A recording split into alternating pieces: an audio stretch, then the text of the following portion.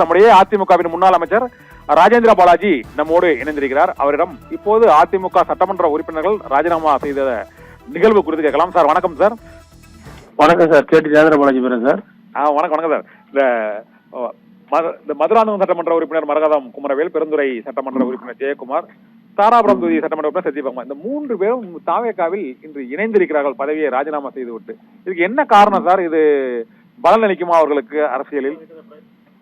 இது மிகப்பெரிய ஒரு தவறான முன்னுதாரணத்தை ஏற்படுத்தி தந்திருக்கிறது இந்த நிகழ்வு. இதை தமிழ்நாட்டு மக்கள் அசிங்கமாகத்தான் பார்ப்பார்கள். அரசியல் வல்லுநர்கள் இதை கேவலமாக நினைப்பார்கள். இது போன்ற செயல்களில் ஈடுபடுவார்கள் யாராக இருந்தாலும் அவர்கள் அரசியலில் மன்னிக்க முடியாத குற்றத்தை செய்கிறார்கள். இந்த ராஜினாமா மூலமாக அவர்கள் தொடர்ந்து மற்ற அந்த சி.வி. சண்முகம், எஸ்.பி. வேலுமணி அணியினரோட செயல்பாடுகளை பத்தி நீங்க எப்படி நினைக்கிறீங்க சார்? இந்த நேரத்துல அவர்கள் கூறித்தான் இவர்கள் 3 பேரும் இங்க வந்திருப்பாங்களா, இல்லைன்னா தொடர்ச்சியாக இவர்களாகவே இந்த முடிவெடுத்து வந்துட்டாங்கன்னு நினைக்கிறீங்களா? அப்படிலாம் கூடி முடிவெடுத்துக்கோன 15 ரிசல்ட் வந்து 4ஆம் தேதி வந்துச்சு. தேதி 25, கிட்டத்தட்ட 21 நாள் தான் ஆயிருக்கு.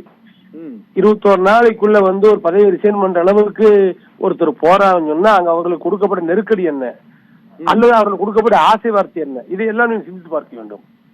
ஒண்ணு நெருக்கடியா இருக்கணும், இல்லைன்னா ஆசை வார்த்தையா இருக்கணும். எது நடந்தாலும் அது தவறு.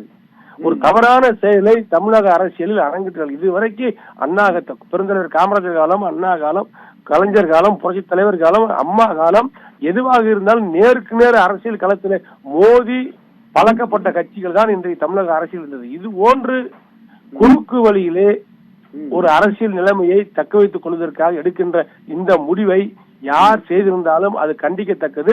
இதற்கு பின்னால் மிகப்பெரிய சதித்திட்டம் இருக்கிறது.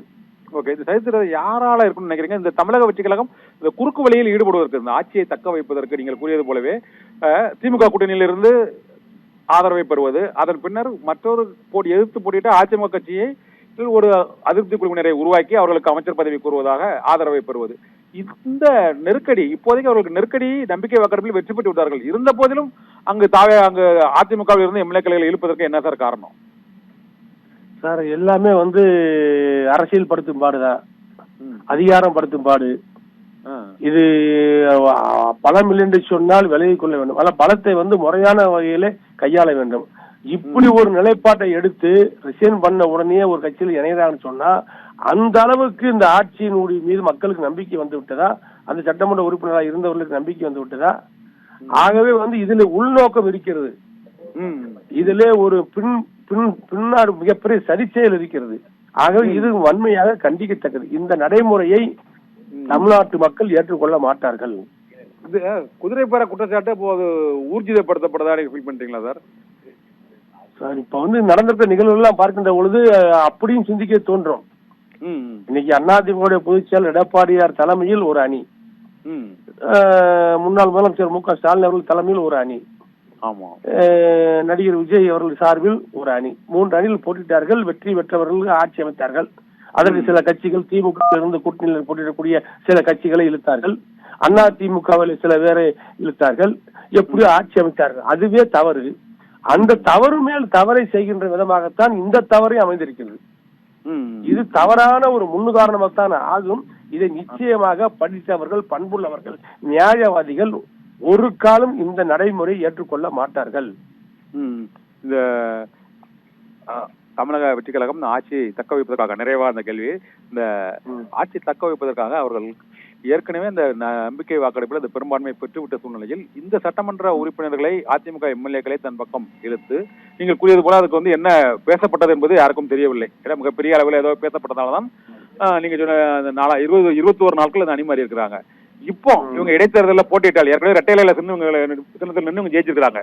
மரகதம் குமரவேலு, ஜெயக்குமார் மற்றும் சத்யபாமா எல்லாருமே இவங்க இப்ப இணைந்து திரும்ப விசில் சின்னத்துல இவங்க நின்னா அங்க அது ஜெயிக்க முடியுமா? அந்த மக்கள் ஏற்றுக்கொள்வார்களா? அதை நீங்க எப்படி ஃபீல் பண்றீங்க சார்? அப்படியா சார்? கலந்து தமிழ்நாட்டு மக்கள் ஏற்றுக்கொள்ள மாட்டார்கள், அந்த பகுதி மக்கள் ஏற்றுக்கொள்ள மாட்டார்கள். இன்றைக்கு இவர்களுடைய நடைமுறை, இவருடைய செயல்பாடுகள் நிச்சயமாக தமிழ்நாட்டு மக்கள் எளில் நகையாடுவார்கள். இதை செய்தவர்கள் யாராக இருந்தாலும் அவர்களை தமிழ்நாட்டு மக்கள் புறந்தள்ளுவார்கள். அதாவது தனிப்பெரும்பான்மை செல்வாக்கோடு வெற்றி பெற்றவர்கள் எல்லாம் இருந்திடம் தெரியாமல் போனதெல்லாம் வரலாறு உண்டு. ஆகவே வந்து ஆட்சி அதிகாரம் தன்னிடத்தில் வந்துவிட்டது என்பதற்காக எதை வேணாலும் செய்யலாம் என்று எண்ணினால் நிச்சயமாக அதற்குரிய விலையை தமிழ்நாட்டு மக்கள் கொடுப்பார்கள். நன்றி சார், எங்களுடைய இணைப்பில் வந்து நன்றி சார். மிக நன்றி. வணக்கம். முன்னாள் அமைச்சர் ராஜேந்திர பாலாஜி இந்த அதிமுக எம்எல்ஏக்களை இழுக்கும் முயற்சியில் தமிழக வெற்றி கழகம் ஈடுபட்டு வருவது அரசியல் ரீதியாக மிகப்பெரிய பின்னடைவை அந்த கட்சி சந்திப்பதற்கான சூழ்நிலை ஏற்பட்டிருக்கிறது என்றும், அறுதி பெரும்பான்மை பெற்ற பல்வேறு கட்சிகளை அவர்களே மற்ற கட்சிகளை உடைக்கும் செயல் கடுமையான விமர்சனத்தையும் மக்கள் மத்தியில் அவர்களிடையே ஒரு அதிருப்தியையும் ஏற்படுத்தியுள்ள சூழ்நிலையில் தமிழக வெற்றி கழகம் ஆட்சிக்கு வந்த 21 நாளிலேயே, தேர்தல் முடிவு வெளிவந்த 21 நாட்களிலேயே ஆட்சி நம்பிக்கை வாக்கெடுப்பில் வெற்றி பெற்று ஒரு 15 நாட்களிலேயே இத்தகைய நடவடிக்கைகளில் ஈடுபட்டிருப்பது மிக பெரும் எதிர்ப்பை உருவாக்கும் என்று முன்னாள் அமைச்சர் KT ராஜேந்திர பாலாஜி நம்மிடையே தெரிவித்திருக்கிறார்.